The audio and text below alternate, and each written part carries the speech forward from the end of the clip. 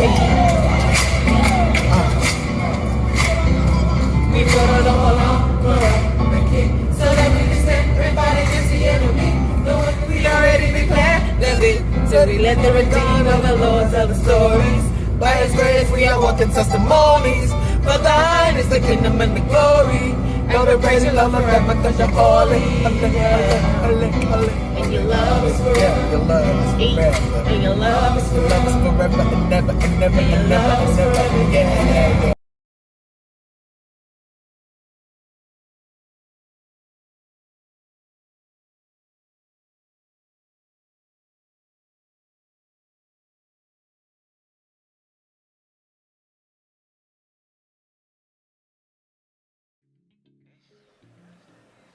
Yeah. Much. Hey guys, welcome back to our channel. I am back with another health video, and this one is a very sensitive sensitive one, a very special one, something that's very, very close and important to my heart, and I just want to share what I've learned and just bring some awareness around this condition, around this topic, because it is something that can be very much prevented. So yeah, before I get into the crux of the matter, I think that a lot of times when we hear people's stories, it's in hindsight, and it's a great thing, but I also think that it's important to share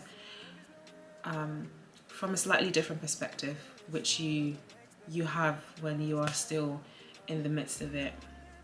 I am more so on kind of towards the end of the journey, but nonetheless I'm still recovering. I also want to shout out 2 sets of groups and the first one being my family and friends. I am so grateful for you guys, for my community, mine and David's. Honestly, words are so powerful, and I am so glad that I shared my struggle, my current situation with my close family and friends. And I don't know, I should have expected it, but I really didn't. And the response that I received, the concern, the love, it was really overwhelming, and it helped so much. Honestly, it really did. And so yeah, shout out to you guys. A special shout out to my immediate family, my parents, my husband and my brother. Yeah, there aren't enough words to express how grateful I am. You guys literally walked with me side by side on this one. And it was not pretty, it really wasn't. But yeah, you guys, bruh, trying to steal my shine. Oh my god, where was I was saying, you guys literally walked with me on this one side by side. And so yeah, I'm truly grateful. God knows my heart, and much love to you guys. And the second set of group, y'all, my TSW peeps. Yeah, honestly, there's something to be said about representation. It's so important, I think, in all aspects of life. And by the way, if I'm looking down, it's because I'm looking at my notes and I don't want to divert too much. But yeah, representation is so important to me. I actually do feel like one of my responsibilities in life is to share certain spaces that are difficult to share, and obviously in my particular case, it's regarding my health.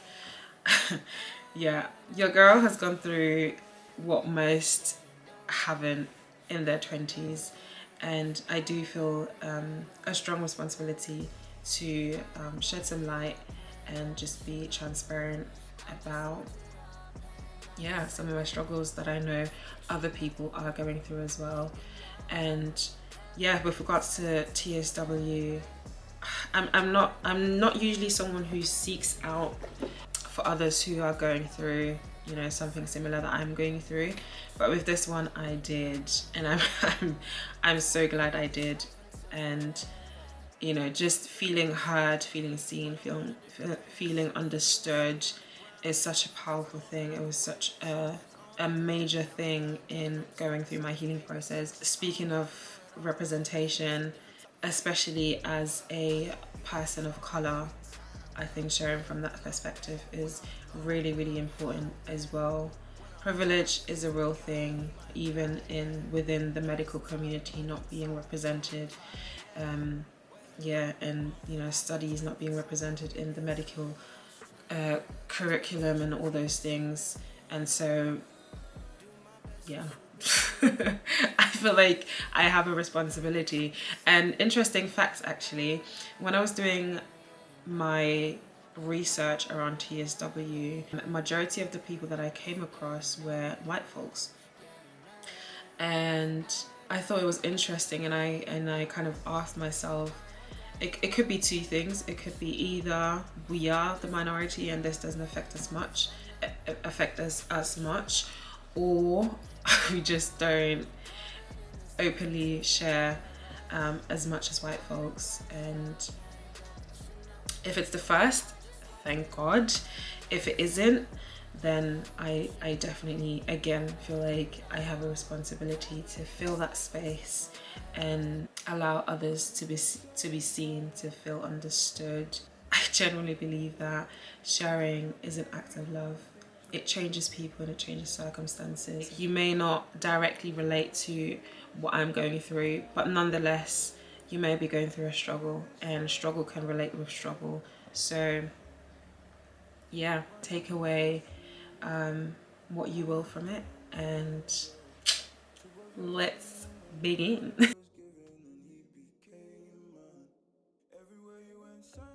I have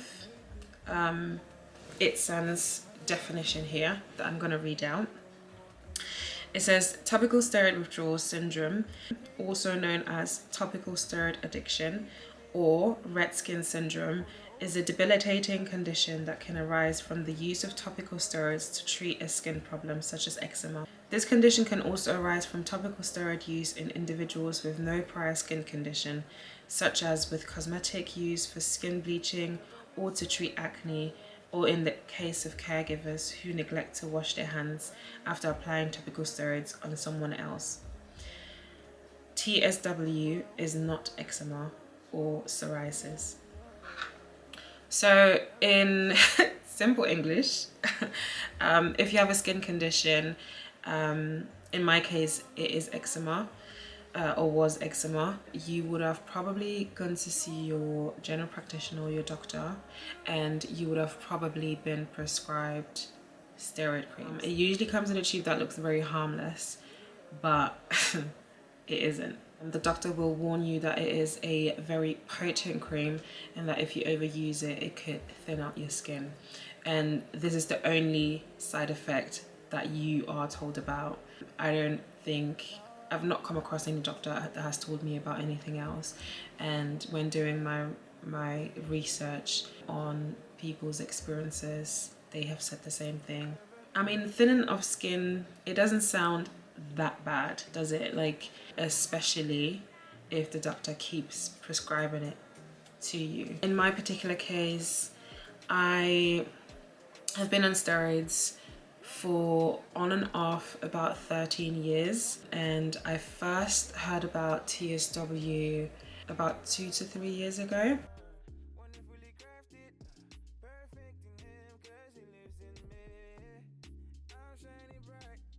Whenever you stop using the steroids on a rash that you were treating, it comes back worse than it was before, which most, if not all, practitioners would say this just looks like bad eczema or worsening eczema, which is why it gets misdiagnosed so much. Or the other way that you can know whether you've developed an addiction is the steroids that you've been using now have stopped working and have stopped having an impact. Topical steroid addiction does mimic eczema, but it isn't eczema.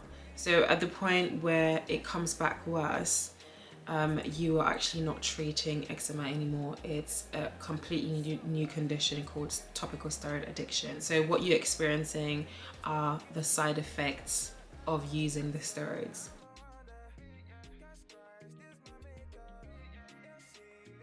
So initially when I was doing research, Google would tell me that TSW is a very rare condition, and it will also say that only long-term steroid users could become addicted to steroids. However, when I connected with TSW sufferers, I actually heard of stories where people would have been prescribed steroids for a week or 2 weeks and they still developed an addiction. So again, no one is exempt from this. I think it's easy to kind of separate yourself and be like, oh, my eczema is not that bad, and you know, I manage it or I control it, or I'm only using it for such and such an amount of time. But whether you have been on steroids for 13 years or you've been on steroids for 2 weeks, you still have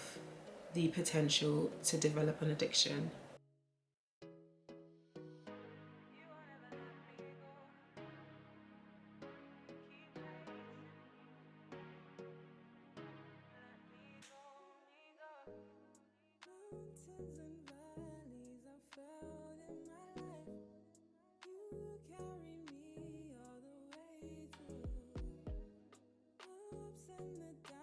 And the definition that I just read out said something that is very, very important, that TSW is not eczema.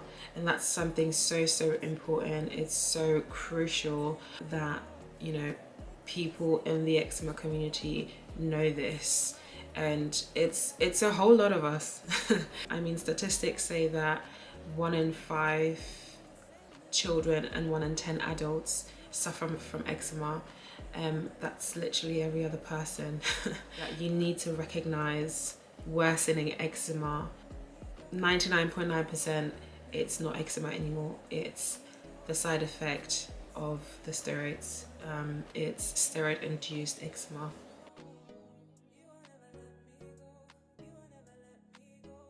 Right, so steroids mimic cortisol in the body, and cortisol being the stress hormone. And so when you stop taking it, it completely throws your body out of rhythm. The reason why you experience so many different symptoms is because cortisol affects pretty much every part of your body. It also suppresses inflammation in your body, and so of course if you stop using it, inflammation out the roof.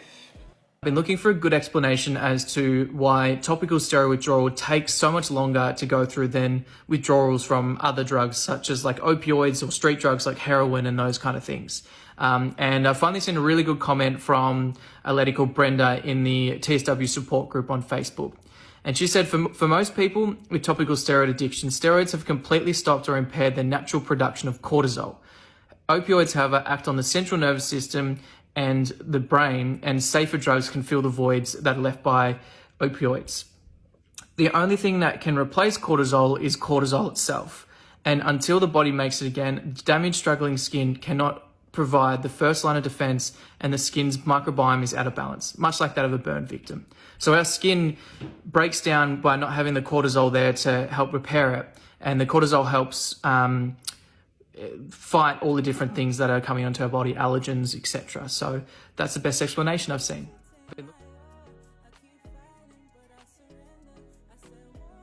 This was such unknown territory, and when I joined some of the support groups on Facebook, and new people kind of joining on a weekly basis. One of the questions would be, how long will this take? Even like some of the videos that I watched on YouTube, and I scroll down the comments, people that maybe just about to get into TSW or are still in it, constantly asking the question, how long how long did it take you, or how long do you think will it take me to get through the withdrawal? Now, the general rule is for every year you've suppressed the condition, it takes about a month of treatment. So i.e. you've been on steroids for 1.5 years, or let's say you've been on steroids for 2 years, it would take you no less than 2 months to get better. But then again, like I said, I have heard of cases where the person may have been on steroids for about 2 weeks and they are 2 years into their recovery. Something interesting that I have heard though is that hives are usually a sign that you are at the end stage of TSW. The last treatment I was on was immunosuppressants, and my theory, so there could be two things, right, with my particular case. It could either be I just somehow by God's grace was able to kind of speed through the process, or the immunosuppressants suppressed my symptoms for about, I was on them for about 8 months, I think. And so yeah, the immunosuppressants helped suppress my symptoms for 8 months. And then when I then physically went through the symptoms between September is when I intentionally actually went through the withdrawal, decided to chuck the steroids and just power through the withdrawal. And so yeah, those are my two theories. Either I just, again, by God's grace, managed to speed through the process, or the immunosuppressants helped suppress my symptoms for about 8 months. And so that would mean that I am basically towards the end. If I consider the hives, that would mean that I'm towards the end of my topical steroid withdrawal journey.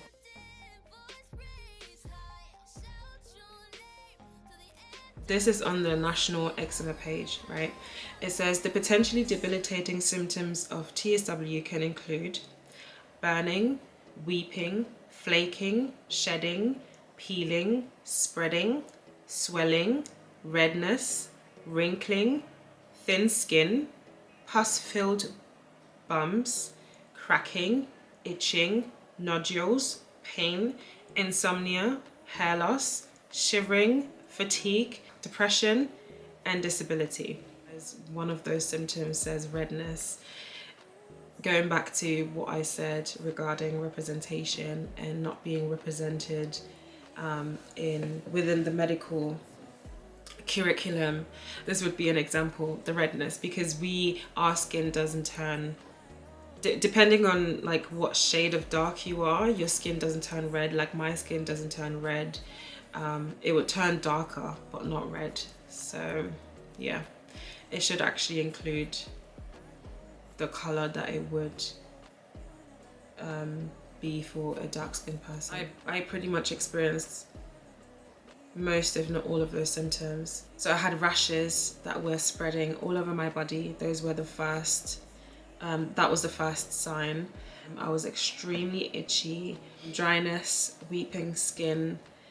I suffered with insomnia, and guys, I've heard people talk about insomnia. The first couple of weeks I was able to sleep maybe 3 to 4 hours, and that drastically decreased like by the week. It got to a point where there were some nights I didn't sleep at all. just because, you know, your body's going through so much stress. The reason why you experience all these symptoms is because you are ridding your body of drugs. And again, with any type of drug withdrawal, I mean, it looks different for, you know, like let's say alcohol or a different type of drug. But in this case, what was happening was that my body was freaking out because I didn't give it what it wanted, and what it wanted was the steroid creams. And so my body was like, bruh, if you ain't gonna give me this, I'm gonna burn you out. I'm gonna shed. I'm gonna weep. I'm gonna ooze. You will experience hell on earth, literally. The other symptoms that I experienced were stings when showering. So yeah, I just, again, this condition is so unpredictable, and I never thought that I would be able to go months on months without showering. I believe I over time I actually developed a fear of water. I developed a fear of water, and I can laugh about it now, but then it was not funny. I remember the first couple of times that I stepped into the shower, like it would sting, like it would burn. And so I just, yeah, I decided that I'm gonna withdraw from moisture as well, because it was just too painful. I also experienced burning sensation, heat flushes, and shivering. My body literally couldn't regulate its own temperature. It's so crazy what the body can do. Shedding and flaky skin, anxiety, weight loss, drastic weight loss. And it was so weird because I hadn't like switched up my diet, or I hadn't stopped eating less. And I wasn't moving either. Like I was literally bedbound, and yes, I wasn't moving. And so it was quite fascinating. I do have to say, it was quite fascinating to see how much weight I lost. About 5 to 6 kg in like 3 weeks. It's so crazy. I also experienced cracking, wrinkling skin, thin skin, edema in my legs. I've actually heard that you can experience let's say all of these symptoms on your face, and then maybe let's say on your leg you're experiencing one of those symptoms. So yeah, your body has its own like stages, which is again really interesting. A major thing that I am still currently experiencing is hyperpigmentation. You would probably see that I've got like 2 different skin tones, but again, that's something that I actually think that will be the last thing to go. So yeah, I'm still healing through it.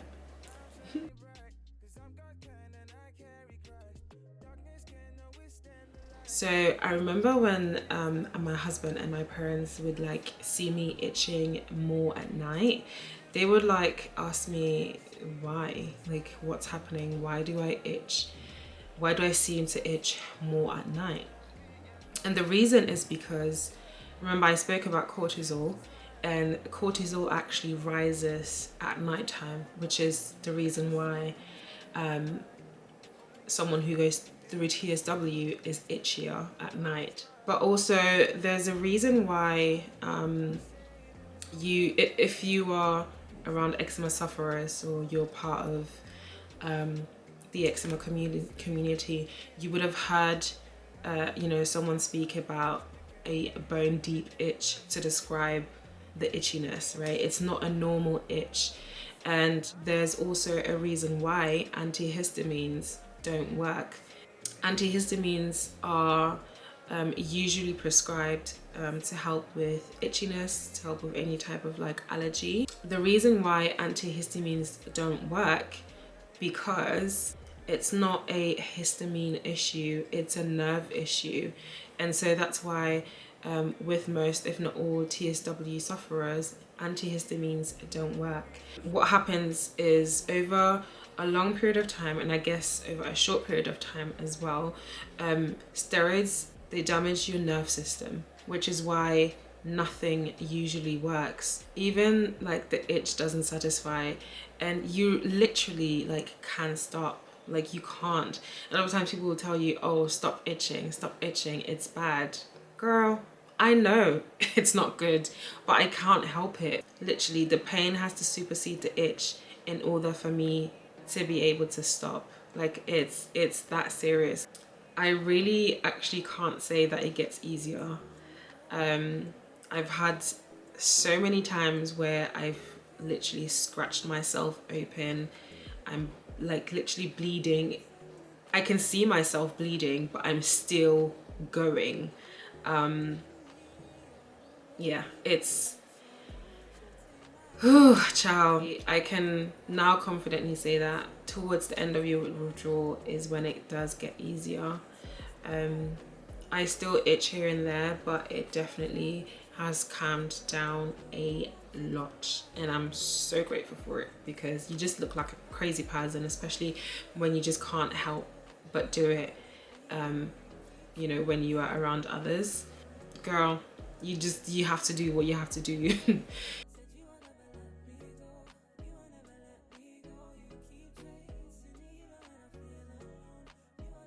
The average medical school offers about 2 weeks of dermatology training during 6 years of study. What? These are the people that we entrust our health with? Like, I was so bamboozled. Yeah, it was literally like, it was such a shock to me. But it made sense. It made sense why general practitioners just like give steroids like candy. If you're not convinced, go and do your own research, especially if you are a medical professional or you are studying to become one. Don't come and give me textbook. Even more important is to listen to your patient. Sicknesses actually evolve. I don't think they stay the same. I don't think they stay the same, and I think every case is different, every skin is different, every person is different, everybody's different. And so it's so important to really listen to your patients and not just hand out a quick fix, right? Guys, I'm just having a little scratch attack. I do think that GPs need specialist training on how to differentiate between normal eczema and steroid-induced eczema, because clearly it is like, it's something that's misdiagnosed. And so yeah, I'm just putting that out there. I do hope that, you know, if you are someone who is within the medical community, that, you know, you take this away, you take this within your space, and you know, you do your bit to make that happen. I think it's really important. I also think that dermatology needs more education that is, like I said, like readily available, right? And it also needs to be integrated in the, you know, medical curriculum, so that people do have awareness of, you know, this condition and the side effects of steroid creams. Truth is that if doctors think something is uncommon, they won't discuss it, and it therefore it won't be diagnosed, and it will continue to stay something that is very uncommon, which will also reflect on the patients. And you know, they won't know about yeah, if the doctors don't know, how the patient's gonna know, essentially. So aside from the thousands and thousands of people that have kind of self-diagnosed themselves, there are still thousands more people who don't know anything about TSW. They just think that their eczema is bad eczema or worsening eczema, when in actual fact it's steroid-induced eczema.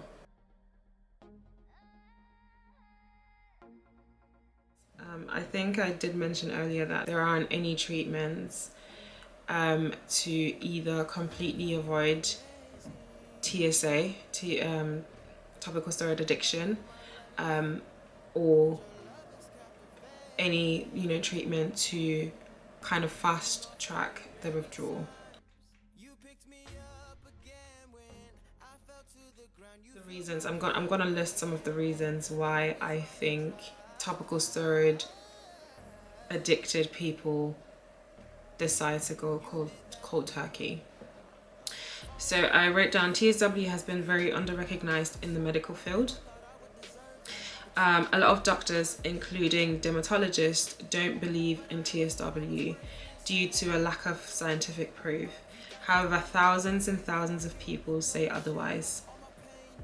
And guys, if you think about it, like the pharmaceutical industry makes money off of keeping people sick. Okay, that's the harsh reality. And I know some people choose to believe otherwise, some people choose to stay in denial, but this is the truth. I mean, look into they making some coin, okay, out of your sickness. And you know, they would stop making the coin if you stop being sick. So, you know, do the maths. Guys, topical steroids are actually one of the most prescribed and unprescribed medication like there is out there. How crazy is that? Again, do the maths. People are making hella money off of your sickness. Okay, back to the reason why people go cold turkey. I also wrote down TSW was only recently approved as an actual condition, which means majority of professionals were never educated on it. In most cases, when your eczema gets worse, doctors will tend to prescribe you a higher dose rather than addressing the root cause. Again, what did I say?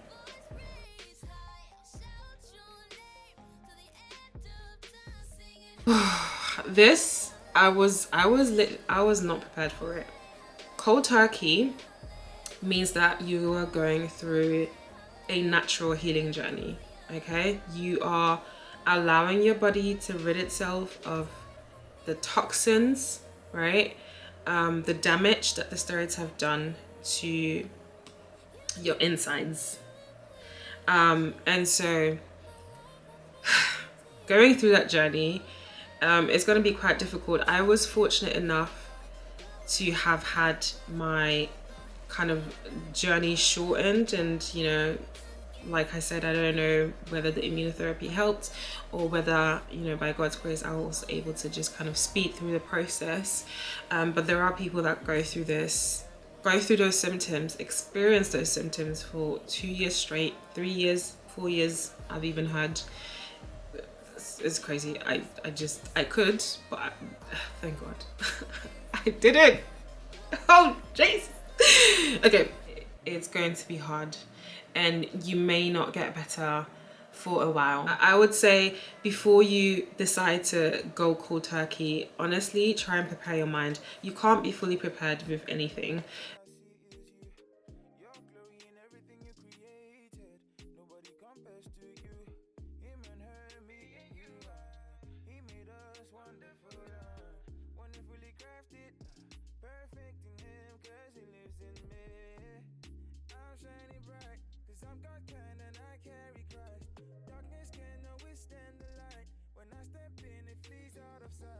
Medical professionals will never encourage you to go cold turkey. They will say they will either advise completely against it, or they will suggest you taper down. But I've heard with tapering down that just kind of delays the symptoms. It doesn't make them go away, so you're just kind of delaying the inevitable. So you might as well just jump in the cold water. The thing that I've realized with medication is there's always a loss, right? Which should make you think, like, do you want to continue managing a condition, one, and or do you want to continue staying in this cycle of like, you know, let's say you're going through a condition, you'll be prescribed medication only to then possibly develop something new because of the medication, because every medication has a side effect. There's no medication that has no side effects. And you know, the natural route, it requires patience, which a lot of people don't have. And so yeah, those are some of the reasons that I wrote down why people do it alone. I personally never attempted to taper down because I already had a stop and start relationship with steroids, so I didn't think that it would, you know, it would make a difference. Although, like I said, I did go through immunotherapy, which I guess maybe could be a form of tapering down because it did suppress my symptoms, but I guess that's up for question.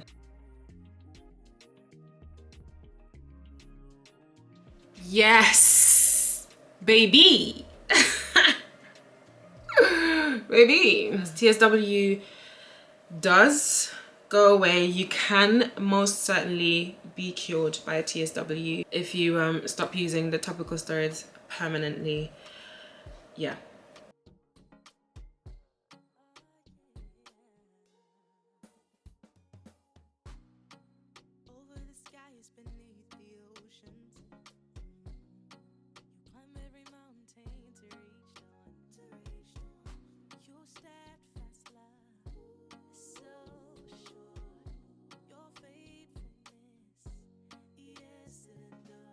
In the Dead Sea salt baths, I would also include apple cider vinegar, some shea butter, just so I don't dry myself out too much, because it's very potent, and so by the time you step out, by the time you step out of the shower, you will be extremely dry. So I tried to like combat that a little bit, and yeah, just added some extras in there. Did it help? I don't think so, but yeah, I did it anyway.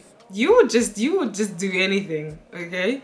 I also applied a treatment called no moisture treatment, and no moisture treatment is basically what it says. It's a no moisture treatment, so you essentially abstain from any type of moisture, whether that's, you know, lotions, creams, anything that has moisture in it, showering. People go as far as like actual like water intake, but I didn't reduce my water intake because I don't think there's anything good that can come from that. Like, you do want to stay hydrated, and especially if, you know, if you're not eating, right? So I just personally didn't do that, and I do think that you can pick and choose as long as you follow like majority of the rules, which I did. Most of the people that I've seen do the no moisture treatment actually do it for a very long time. I couldn't. It's so hard, guys. It's so hard. Like, kudos to those that can do it for a year and longer than that, even months. Like, I commend you. I couldn't. I mean, I probably could, but I chose not to because it just mentally, I was not in a space where I could like get into it. So I just didn't. By following the no moisture treatment, you give your adrenal glands the chance to produce its own cortisol. With the steroids, you would have damaged your skin by applying essentially synthetic cortisol, a synthetic stress hormone. You now have to essentially train your skin how to produce cortisol on its own. I definitely think that it helped, although I didn't do it for long. So I kind of, you know, started in sections, and I do really like think that it helped to move on to kind of the next stage of the withdrawal. And so yeah, I would recommend it. Alright y'all, so if you've made it this far, then use a real one. Please stay tuned for the second part, which I'll be posting next week, and I'll be speaking on a few other things that helped me, such as dietary changes, supplements, where I'm at now in my withdrawal journey, and just some encouragement for those that need it. And in the meantime, please, please, please do spread the word. As you can see, the stats are staggering, and so the potential for someone to develop an addiction to oral or topical steroids is very, very high. So yeah, again, thank you for watching, and I'll catch y'all later. Bye.